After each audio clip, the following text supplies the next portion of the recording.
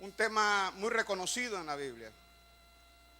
Este tema es reconocido como el juicio del gran trono blanco. Así se conoce en la Biblia. Pero yo a este tema le llamo el último juicio. ¿Cómo le llamamos? El último juicio. Porque hay varias preguntas que tenemos que hacernos sobre este tema. En primer lugar, el porqué de este juicio. Esa es la primera pregunta que hay que hacernos sobre este tema. La segunda pregunta que hay que hacernos es: ¿quiénes van a estar en ese juicio? ¿Quiénes son los que van a estar y quiénes son los que no van a estar en ese juicio? Es importante eso. Es importante eso. Hay otras preguntas más que hacernos, y es la dignidad del juez de ese juicio y el papel de Cristo en ese juicio.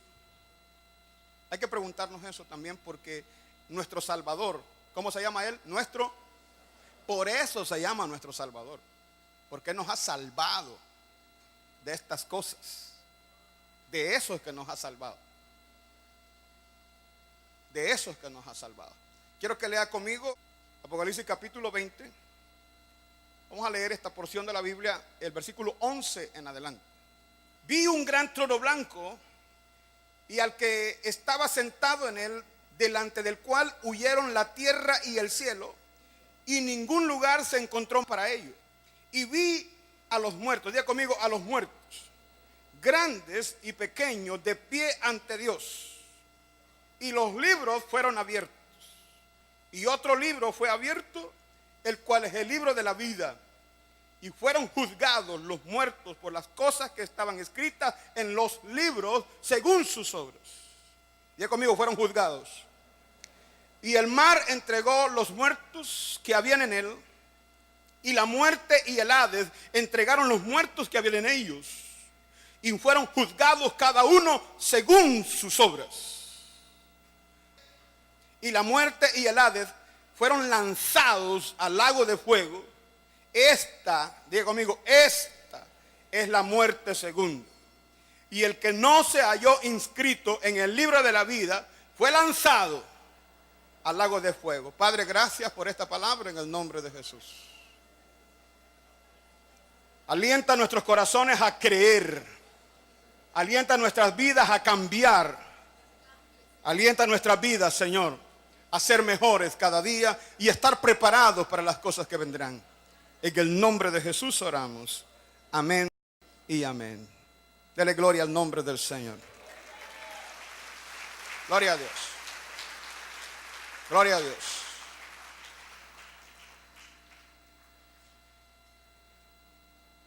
Dios tiene todo bien planificado, porque nuestro Dios es un Dios planificador. Nada de lo que pasa en este mundo toma por sorpresa a Dios. ¿Se escuchó lo que dije? Nada. Nada.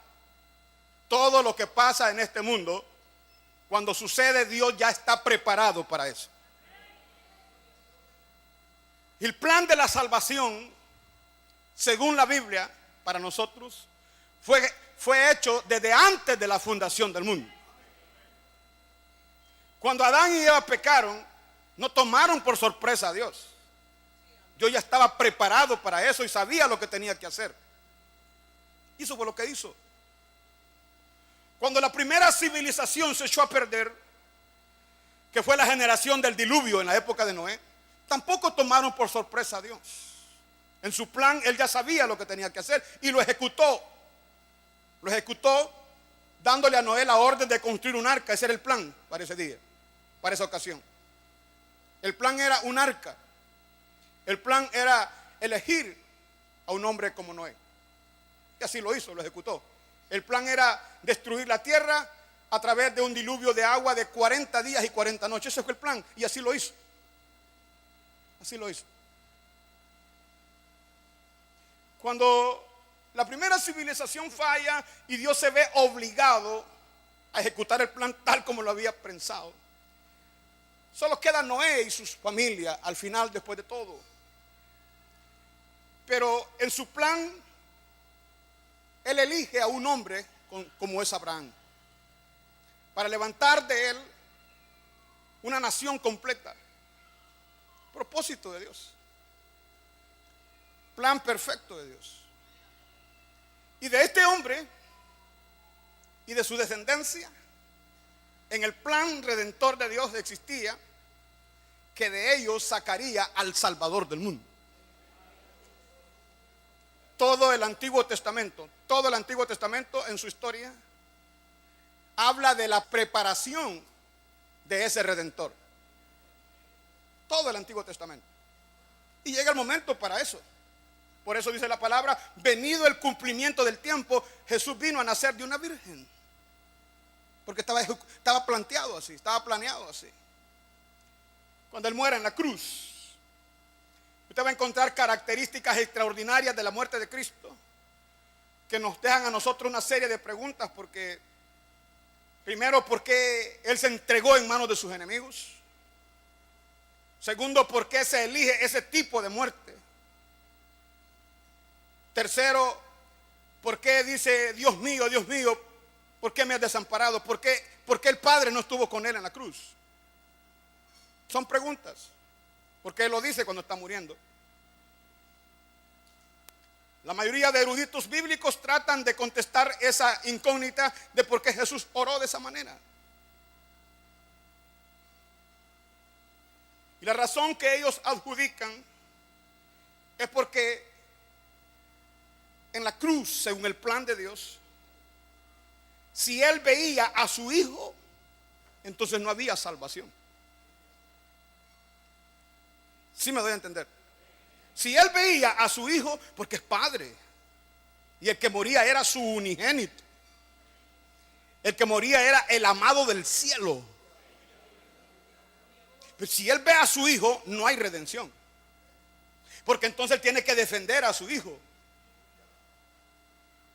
Él no ve a su Hijo, Él ve el sacrificio, Él ve el cordero.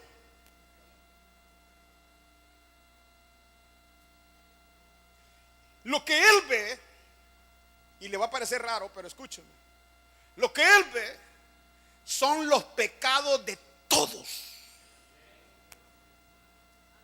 ¿Qué es lo que ve? Los pecados de todos. Y por eso lo que se descarga ahí es una ira terrible. Jesús pasó el juicio por nosotros. Él fue juzgado por nosotros. Él pagó el precio por nosotros. Y por eso Él no vio al Hijo. Y por eso el Hijo dice, ¿por qué me has desamparado?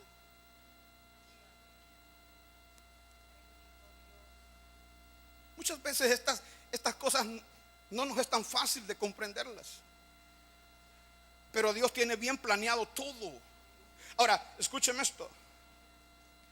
Si Dios ha planeado bien el plan de redención, porque lo planeó con exactitud. Si Dios ha planeado bien la salvación eterna. Ahora escúcheme esto. Que no le quepa la duda. Que también ha planeado la condenación de los seres humanos. La forma, el lugar, el día y la hora. Está bien planeado. Jesús enseñó en Mateo 25, el verso 40 en adelante, que el infierno fue creado por Dios. ¿Verdad que nos resulta extraño decirlo de esa manera? Pero es que Dios tiene todo planeado. Y Jesús enseñó que el infierno fue creado para Satanás y sus ángeles. Para ellos fue creado. Y cuando habla de la condenación en ese día, dice que apartará como el pastor separa a los cabros de las ovejas. Así los separará. Y dice que las ovejas las pondrá a su derecha. Y los cabros son izquierdistas. Dice que a los cabros los pondrá a su izquierda. Aleluya. Y luego dice, hablando de los de la derecha, Irán estos, dice,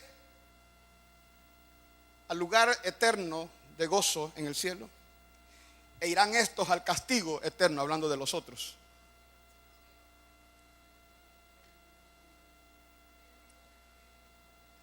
Ahora, creó el cielo para los salvados. Creó el cielo para los que hemos creído. Porque en este mundo, hermano y amigo, Dios solo ve dos tipos de personas. Se lo he dicho varias veces: los que creen y los que no creen. Aquí estamos los que hemos creído. Gloria a Dios.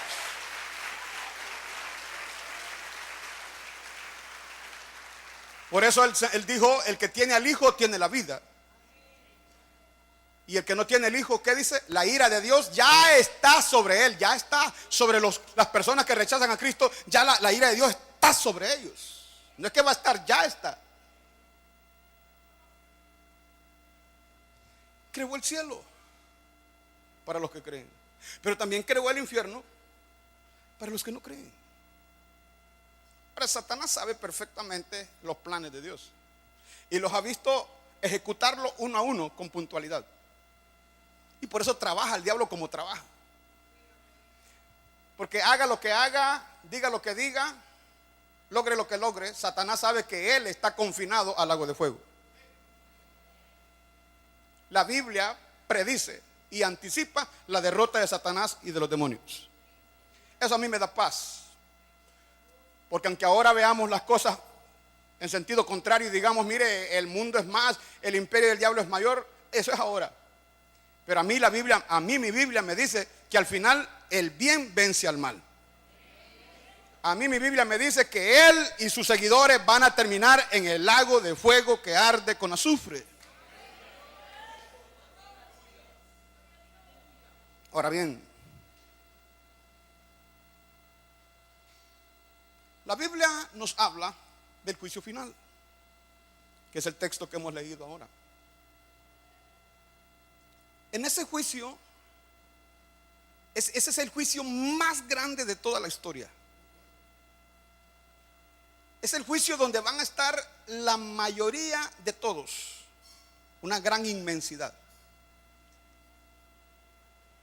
Se instalará en el aire, no en el cielo, en el aire. El texto lo dice claramente. Vi tronos, dice, y lo menciona como el trono blanco porque habla de la pureza y la santidad de ese trono y de la justicia de ese trono. ¿De qué habla? Pureza, santidad y justicia. Por eso se llama trono blanco.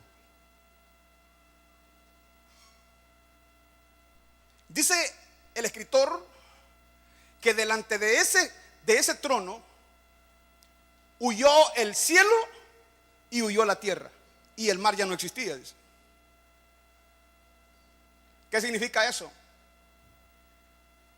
Que no habrá escapatoria para nadie. ¿Se van para el cielo? No va a estar, ya no existe, dice. ¿Se van para la tierra? No, ya no existe, dice que no existirá. Miran para aquí, miran para allá y no hay nada excepto el trono blanco. Eso es todo.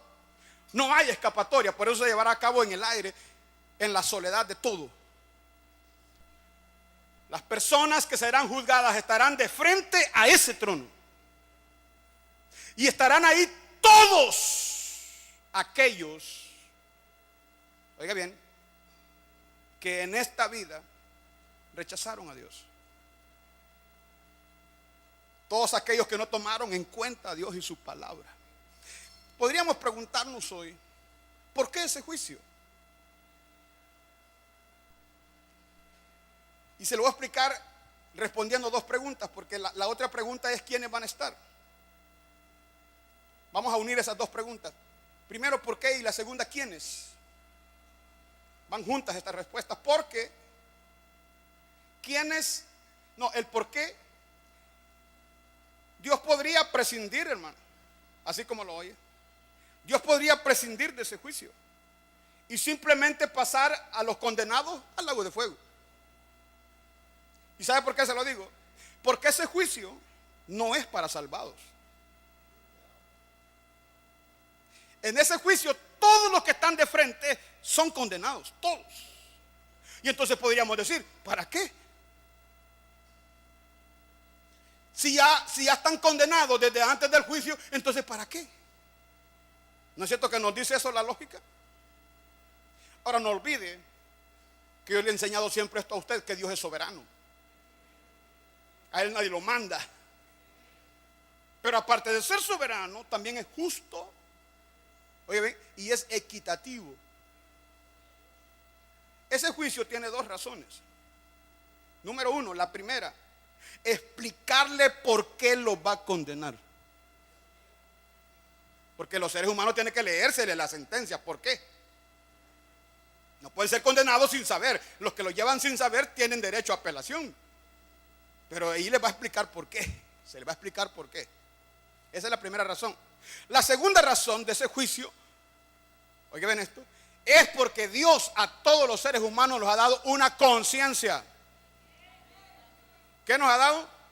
Una conciencia.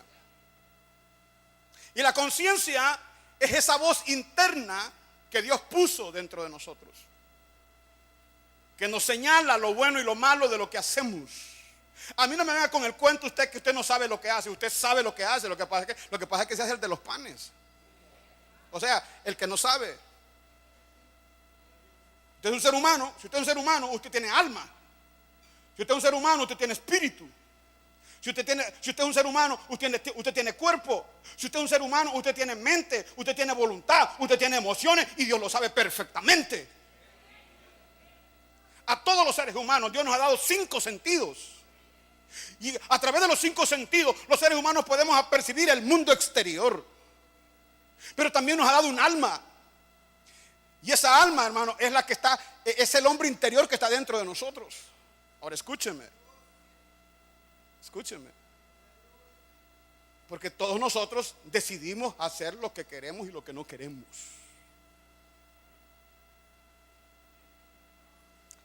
Aparte de la conciencia, Dios también nos ha dado algo más que se llama libre albedrío. Y son esas dos cositas, el libre albedrío y la conciencia, las que nos van a parar a muchos de frente de ese trono. Porque si tiene conciencia y tiene libre albedrío, entonces usted debe de tener conciencia de lo que hace. Y si tiene libre albedrío es porque usted decide hacer lo que hace. Entonces esas dos razones nos van a parar de frente a ese trono.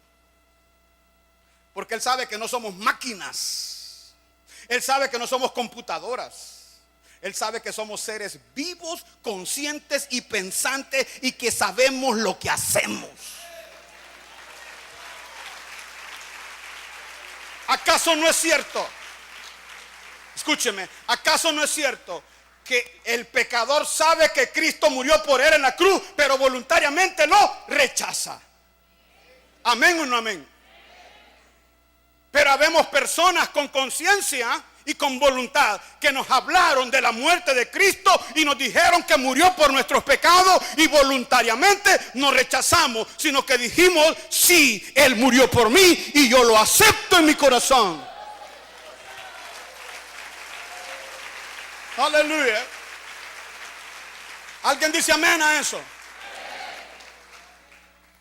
¿Bajo qué condiciones se toma esa decisión? Bajo la condición de la conciencia que está dentro de nosotros, bajo la condición del libre albedrío y del conocimiento de las cosas. Una de las cosas por las cuales se ha predicado y predicado y predicado y predicado y predicado, y la gente está harta de que se predique, es porque Dios no quiere dejar a nadie sin excusa. Porque sabe que ese juicio existe y ese trono existe, y se van a parar más temprano que tarde de frente a ese trono. Aleluya.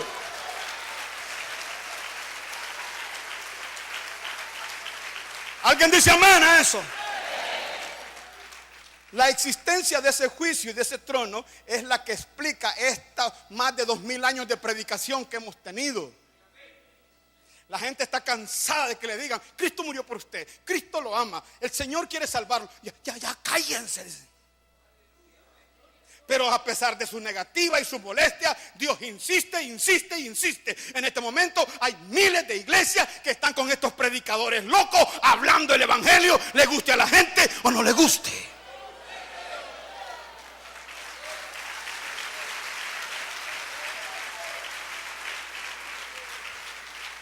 Tenemos un montón de creyentes mediocres, bravos porque se les exhorta. Pero se les exhorta y se les exhortará. ¿Por qué? Porque no tendrán excusa. Porque Dios ha establecido un día en el cual juzgará al mundo con justicia por aquel varón a quien constituyó juez de vivos y de muertos. Dale la gloria al nombre de Jesús. ¿Cuántos alaban el nombre de Dios? Esa es la explicación de ese juicio. Que los seres humanos tenemos decisión propia. Y ese día vamos a responder a esa negativa que ahora tenés. Ese día le vas a explicar a Dios por qué rechazaste el evangelio. Ese día te lo van a preguntar. ¿Estás preparado para responder? Porque hoy frescamente decís no. Hoy irresponsablemente decís: ni me hable de eso. Viene la hora, papá, en que vas a tener que responder ¿por qué rechazaste? ¿Por qué dijiste no? Si tu creador decidió salvarte, ¿por qué dijiste no? ¿Quién decidió salvarte? Dígalo: mi creador. ¿Y quién es el creador, Señor? El que manda. Es como los bichos en la casa, que los papás tomamos decisiones y el uno al otro le dice: mira, es tu papá el que lo dijo. Si tenés algo, reclamárselo a él. Yo no predico por invención, predico porque el creador ha establecido un plan de salvación. Aleluya.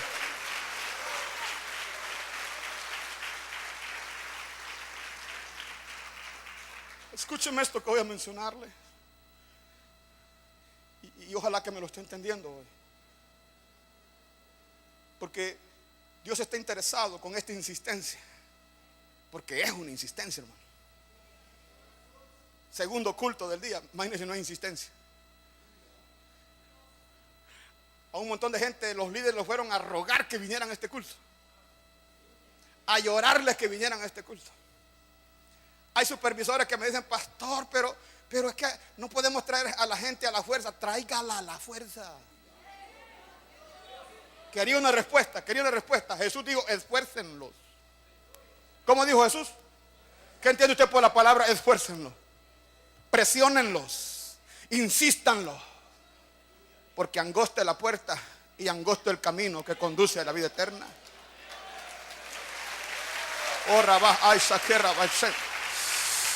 Vamos, alaba el nombre de Dios.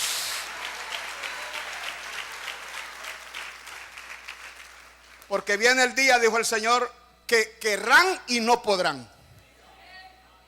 Y yo lo sé, usted lo sabe.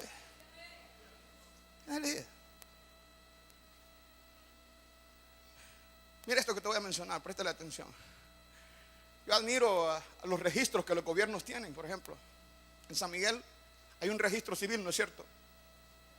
Hay un registro de personas naturales donde usted puede ir y solicitar una partida de nacimiento. Y ahí está registrado a qué horas nació usted. Ahí está registrado el bonito nombre que le dio su papá: Pantaleón Fluoridico Peto. Ahí está, el papá se lo puso. Como le gusta el nombre de ella, dice, ella se llama Maybel Viera de Barrera. No, eso ya no existe. Hay un registro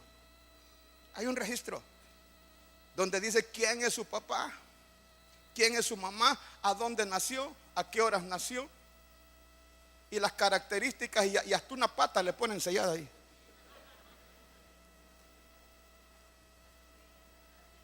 Hay un registro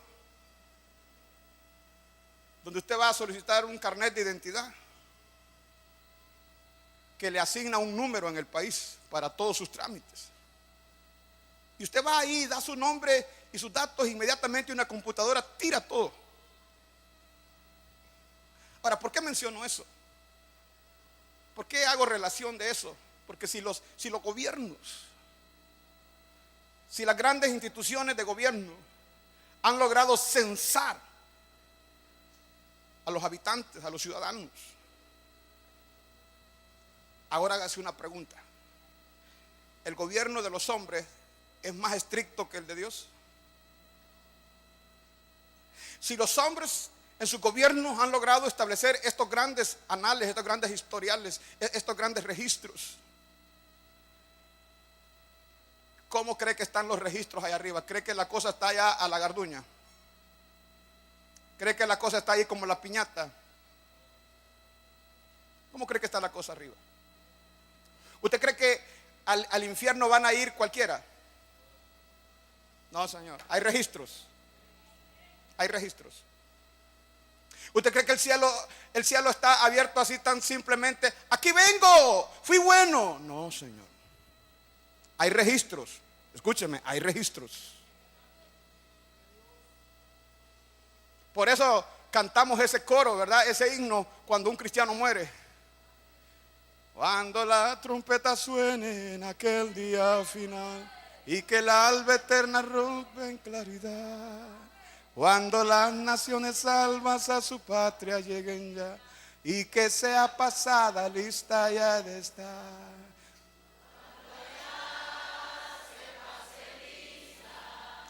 Cuando allá, cuando allá,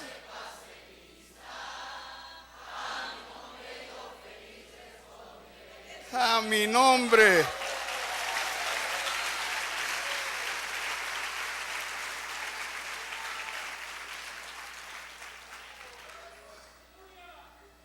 Ese es parte de los cantos de esperanza de los cristianos. Hasta lloramos cantando los emocionados.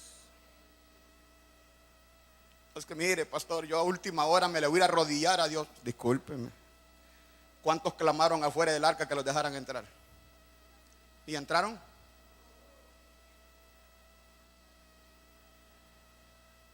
¿Sabe por qué? Porque nos ha dado una conciencia. Porque nos ha dado un libre albedrío. Porque nos ha dado 5 sentidos. Porque me ha dado una capacidad perceptiva de las cosas, de la vida. Porque sería injusto, hermano, que el cielo sea a la garduña. Cuando hemos habido millones que hemos estado ahí sentados domingo a domingo, culto a culto, y un montón allá afuera en su libertinaje. Y que sean salvos al final por un rezo de una viejita chambrosa. ¿No cree que es injusto eso? Que usted que ha aceptado a Cristo y se ha bautizado y ha servido y ha diezmado y ha hecho un montón de cosas por la obra, y que al final otros locos se salven por una palabra que diga Dios lo saque de pena y lo lleve a descansar. Le voy a decir algo, hermano, y préstele atención a esto. Aún los castigos del infierno están clasificados. Hay prisiones de oscuridad. Hay cámaras de torturas constantes. Hay almas que están viviendo la experiencia de los gusanos del infierno, como fue Herodes. Herodes literalmente fue comido por gusanos del infierno. Ese gusano que Jesús enseñó que el fuego nunca se apaga y el gusano nunca muere. Está hablando de esa alma que se quema ahí y que no termina. Hay diferentes castigos. Hay un castigo del abismo, que la persona está cayendo y cayendo y cayendo y cayendo y cayendo y nunca deja de caer. Y ahí está el castigo de los tormentos de las llamas. Cantidades. ¿Y por qué? ¿Por qué esa clasificación? Porque no todos tienen el mismo grado de maldad. Cuando Hitler murió, ¿era cristiano? No, señor. Él es culpable de las millones de muertes, especialmente los judíos, que es el pueblo de Dios. ¿Va a tener el mismo castigo Hitler que una persona que jamás cometió un homicidio? Dios no es injusto. Dios tiene todo bien ordenado. El castigo que recibirán los religiosos, todos los líderes de la iglesia, de la idolatría, que han conducido millones al infierno con sus falsas enseñanzas, haciendo inútil el sacrificio de Cristo en la cruz.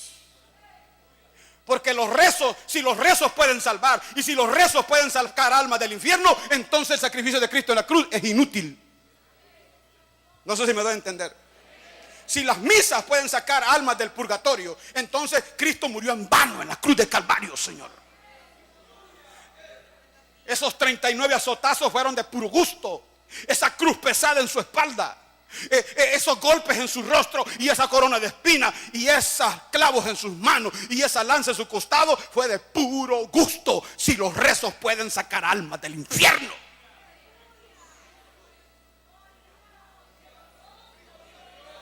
si las misas pueden sacar almas del purgatorio, entonces no tiene sentido que él haya muerto así. Oh, Rabaja y Saquen. Gloria a Dios.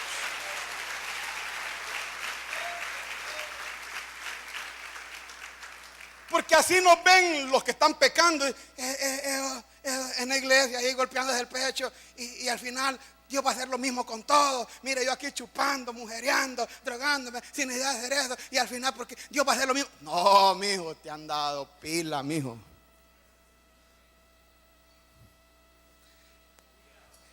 Te han dado cuento, mijo.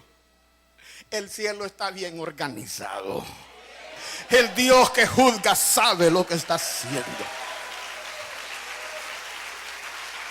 Todo está registrado. Dijo Jesús que aún hasta los pelos de la cabeza están contados. Aún hasta de las palabras vamos a dar cuentas. Aleluya.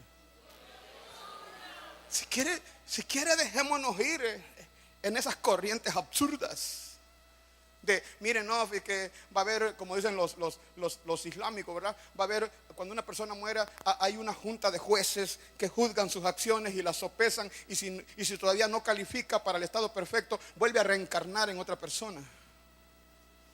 Ellos dicen que el Adán del Génesis es el mismo Cristo que después alcanza la perfección. Pero qué barbaridad, de toda una civilización de 2000 años, solo uno de perfección. O sea, es absurdo. Pero esas son las corrientes filosóficas que la gente está abrazando allá afuera. ¿Sabe para qué? Para hacer inútil el sacrificio de Cristo, y para hacer inútil esta perseverancia de esta fe que tenemos. Vos que solo metido en la iglesia, ya viene la hora, papá, que te van a explicar por qué. Porque cada uno será juzgado según sus obras.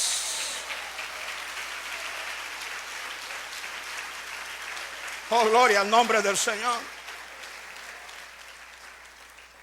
Aún hasta el servicio en la obra está bien clasificado. Oh. Vea la parábola de los talentos que Jesús muestra. El que trabajó 5 le dieron recompensa.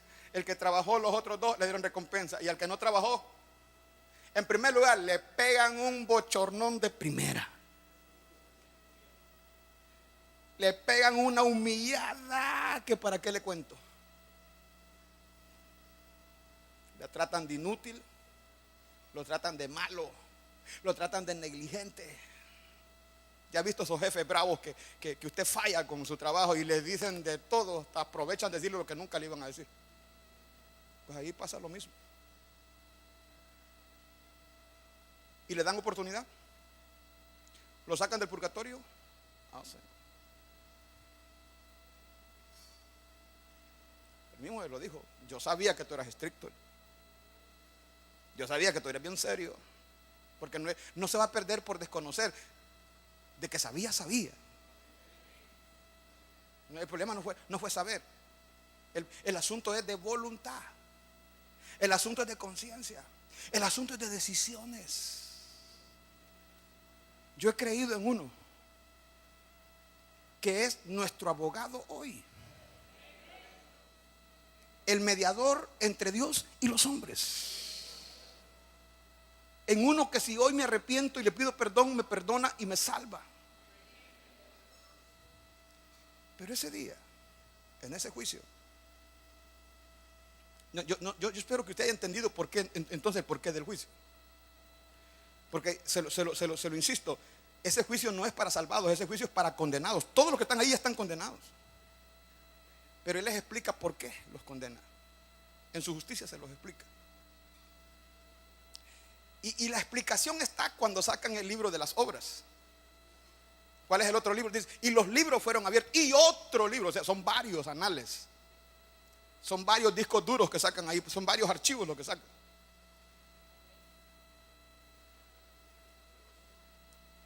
Y cuando el texto dice claramente que estarán de pie, ¿cómo estarán? Paradito, mijo. Ahora se enoja porque el culto es de pie. Ahí yo no sé cuánto va a durar. Todos dicen van a estar de pie.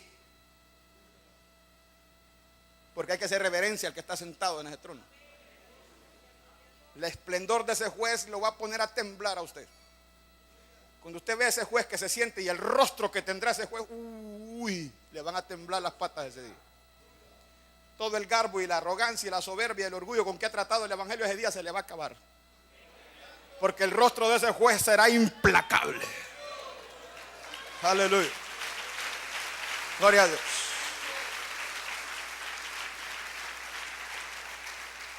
Hoy jugamos con el evangelio. Hoy nos burlamos del evangelio. Hoy rechazamos el evangelio. Hoy maltratamos el evangelio. Pero lo quiero ver de pie ahí ese día. Es más, ni lo quiero ver. Sí, porque por andar de metido. ¿Y para qué vamos a ver? Porque va a ser terrible. Quizás usted me dirá, pastor, pero eso falta. No, Señor. Eso está a la vuelta de la esquina. Eso está próximo a suceder. Hebreos 9:27, y con esto termino. El escritor dice que está establecido. Diga conmigo, establecido. ¿Qué significa la palabra establecido? Que es una ley, que es un precepto divino que el hombre no tiene control sobre él. Está establecido que algunos hombres mueran una vez. ¿Cuántos? Que todos los hombres mueran una sola vez. Una sola vez. Y después de esto, dígalo, después de esto, ¿cuándo viene el juicio? Después de la muerte. Hoy, si le invitamos a aceptar a Cristo, usted dirá, mañana. Hoy tendrá la opción de rechazar quizá. Pero ¿y ahí? Siempre va a tener que estar. No puede evadirse. No puede evadirse. Ese trono es una realidad. Ese juicio es una realidad. Y menciona una expresión que no podemos pasar por desapercibida. El apóstol dice que en su visión vio a los muertos, ¿qué dice? Grandes y pequeños. Hermano Ismael, Alex, cualquiera de ustedes, ¿a qué cree que se refiere cuando dice grandes y pequeños? ¿Será altura? ¿Será los enanos y los medianos y los altotes? No, porque entonces no diría grandes, diría altos y bajitos. No, habla de grandeza y de cosas pequeñas, grandes y pequeños. Está hablando de que ahí estarán todos los líderes mundiales parados frente. Todos esos reyes altivos, todos aquellos dictadores, todos aquellos presidentes de las repúblicas que cometieron grandes injusticias contra el pueblo de Dios, los césares de Roma, los emperadores impíos que se llevaron por delante a la iglesia, los grandes intelectuales de este mundo, los cuales dan vergüenza detrás de una procesión de un muñeco en madera y profesándose intelectuales ellos mismos. No, es una situación contradictoria, porque Dios le llama a esos faltos de conocimiento.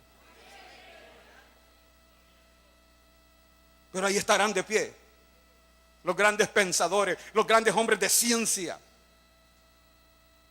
todos aquellos que se creyeron amos y absolutos dueños de este mundo, todos aquellos que negaron la existencia de Dios, todos aquellos que nos ridiculizaron por esta fe preciosa.